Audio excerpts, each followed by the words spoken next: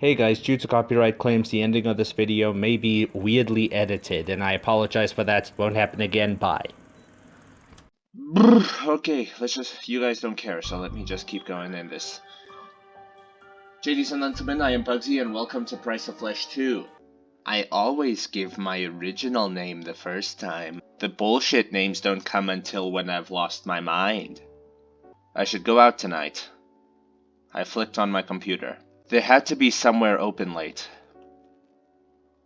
Also, this was very clever. I actually clicked on it the first time. I thought there was going to be Ryer again. But at the end of the day, it just happened to be a link to buy the first game, so that was kind of disappointing. Anyway, Cafe Royale.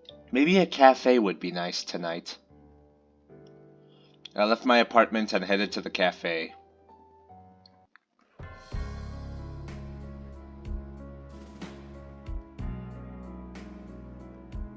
This music is way too sexy for a cafe.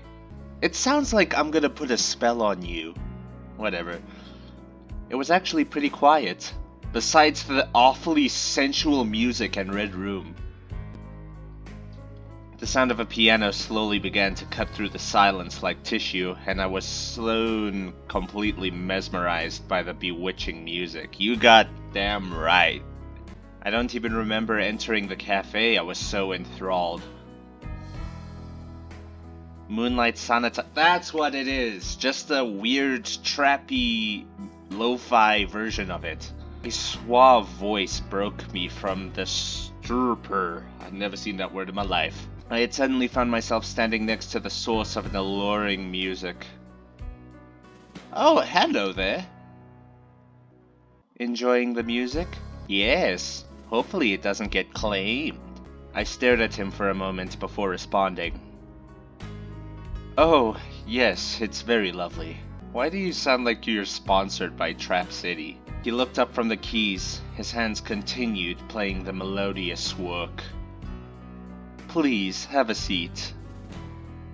He nodded to a nearby chair before returning his attention to the ivories.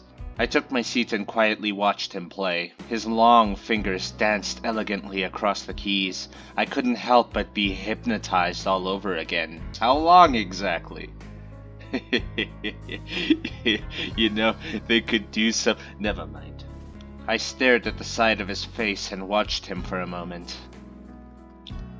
I wanted to know more about him. Yes, just by looking this side of him, he could have been Harvey Dent. I just wanted him to take me on this grand piano. Is there something on my face? His joking comments brought me back to reality. Again, I looked up at him and shook my head. No. Just amazed by your playing. He chuckled and gave me a side glance. Now I know you didn't come all the way here just to listen to me play. Maybe I just wanted to find some interesting people to talk to. No, I came here for the coffee. Screw the people, man. I wanted to see my name spelt wrong on a coffee cup. Well, I suppose that is why most people come to a cafe. Yeah, no shiz, dude. How many brain cells did you work to figure that out? He teased and stood up. What about the piano? I asked, pointing at the beautiful instrument. Okay, calm down now, it's just a piano. I can think of a whole lot more sexier stuff. Don't worry. It's not going anywhere. He held out his hand and helped me out of my seat. He walked over to the barista's counter together and ordered some coffee. I watched him as he spoke to his woman working behind the counter. The woman, not his woman. If he had a woman, I'd kill him. I kept my eyes on him. I was finding it exceedingly difficult to look anywhere else. Okay, calm down, he's not that hot. So what's your name, love? He asked, his attention now back on me. I snapped back into reality before managing to choke out my name. He brought me over to the table. He pushed a fancy-looking coffee with ice cream towards me. Oh, is that a Frappalappuccino? I know those. One of my favorites. A pleasure to meet you. My name is Kane. I read about you before purchasing this game. Also, the person that recommended I play this would not shut up about you. Yes, that's right. I'm looking at you, whatever your username was, that I'm showing on screen so I don't sound rude. Here, give this a try. Place serves the best affogato. I hope that's the word is right. That you will ever taste.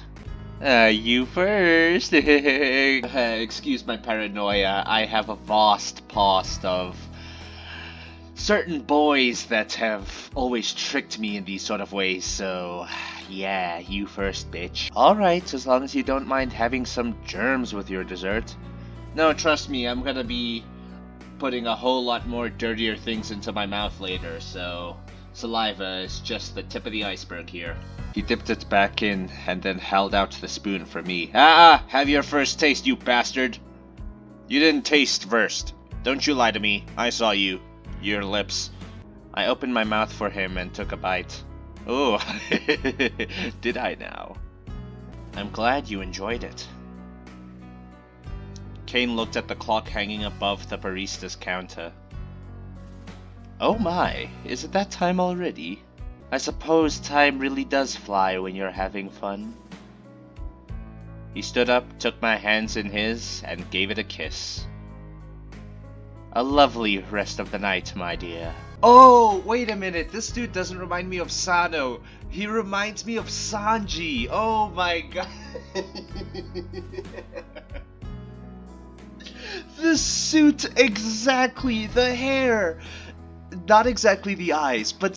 Unfortunately, I have to go, but I do hope we meet again. He started making his way toward the exit. He's a more smooth version, I'll say. No heart eyes, no defying the laws of physics, no nosebleeds. I should probably get going too then. Yeah, let's walk home together. I'll come with you, dude.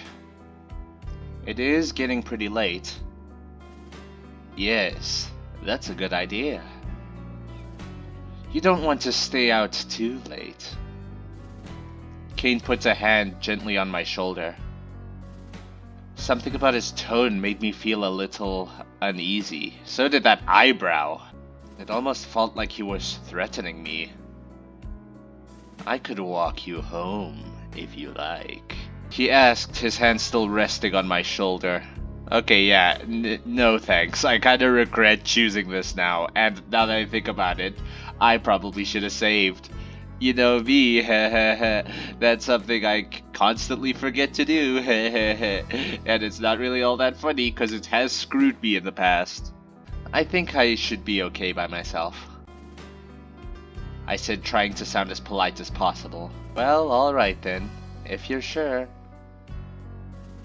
He then took his hand off my shoulder and began making his way toward the door. Have a wonderful evening, love. That was the perfect time for the song to cut out too. And have a safe trip home. Okay, you're not gonna carry any metal pipes?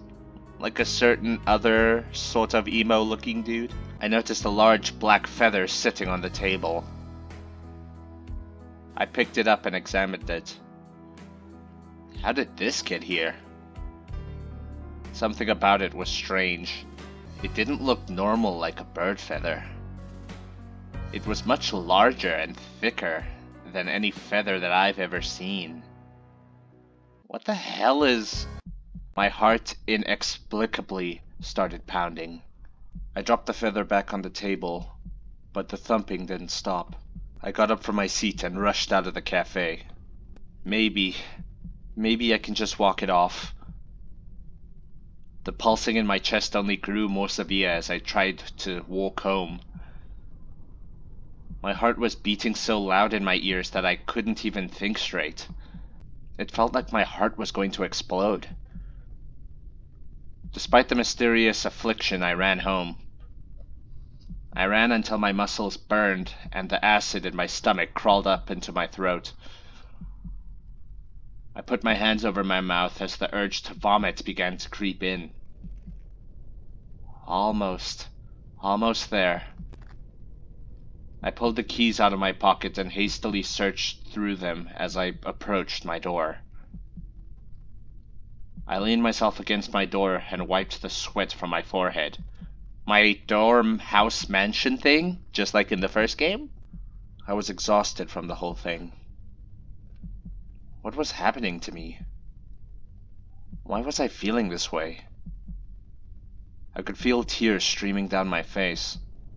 I was scared. For a feather? Come on, that's a little overreactory, don't you think? I shoved my face into one of my pillows and cried into it. Dude, it's a feather! Dude, it's a feather. It's not like your Uncle Steve just whipped his penis out in front of you. I was so tired. My eyelids fluttered before closing, finally losing the last shred of energy that I had. I felt a gentle warmth touch on my face. The sun. I groaned as I flipped over in my sheets, feeling how soft they were under my hands. They smelled nice too. Wait, my window didn't catch the sun in the morning. Yes, that's something very, very, very direct to notice whenever it's morning time. I too wonder why I don't feel a small little ray of sunshine on my thigh whenever I wake up in the morning. Yes, yes. I feel like everyone else is that specific. I sat up quickly and looked around. This wasn't my room. You're telling me this place is frickin' bougie. Where was I? In heaven by the looks of the outside. Has boyfriend to death really went that far to the point where I'm dating Jesus? I noticed a note on the nightstand next to the bed. I nervously reached for it.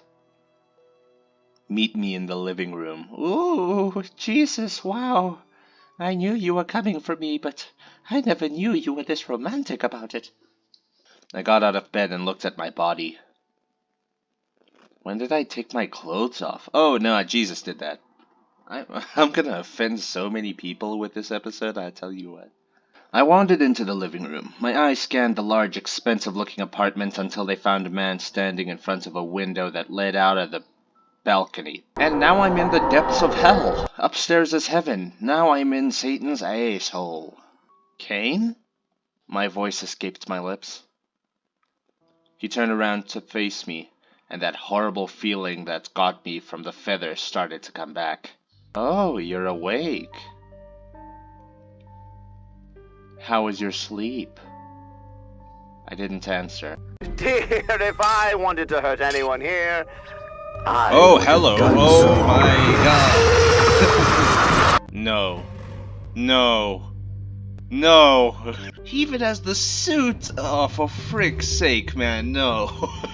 Hello, everybody. My name is and welcome to your demise. Let's go the quiet, submissive bitch route, why don't we? You sound so weak. Okay, asshole, screw you, I'm going back. I lifted a book off the table and began to read it.